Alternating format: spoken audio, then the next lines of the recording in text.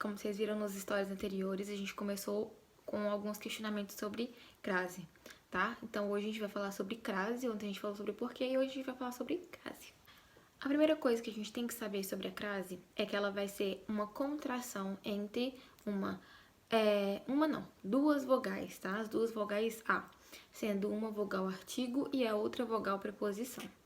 E com a junção das duas, vai formar a vogal A com o acento grave, que é aquele virado para a esquerda, tá? Que vai ser justamente a nossa crase, tá ok?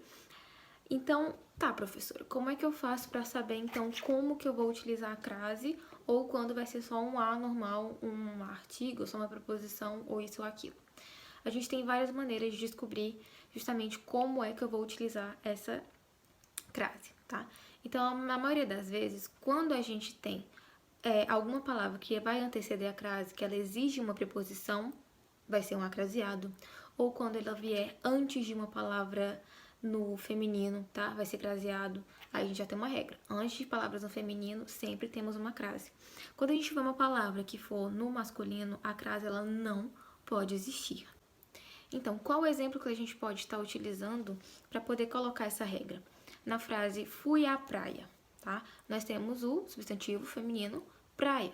Então, obviamente, se eu vou a algum lugar. Então, eu necessito de uma crase. Então, fui à praia, tá?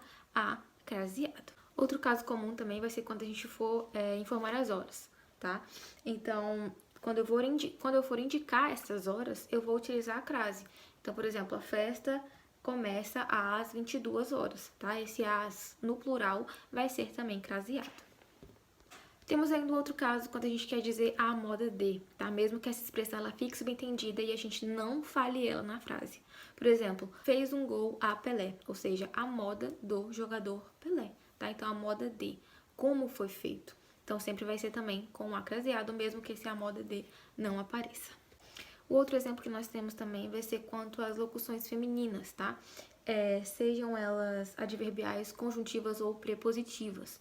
Por exemplo, à direita, à noite, às pressas, tá? Elas sempre vão vir também antecedidas por uma crase. Então, só pra gente finalizar, os outros casos não temos crase, mas a gente volta para um outro bate-papo, tá? Sobre as crases. Por hoje é só.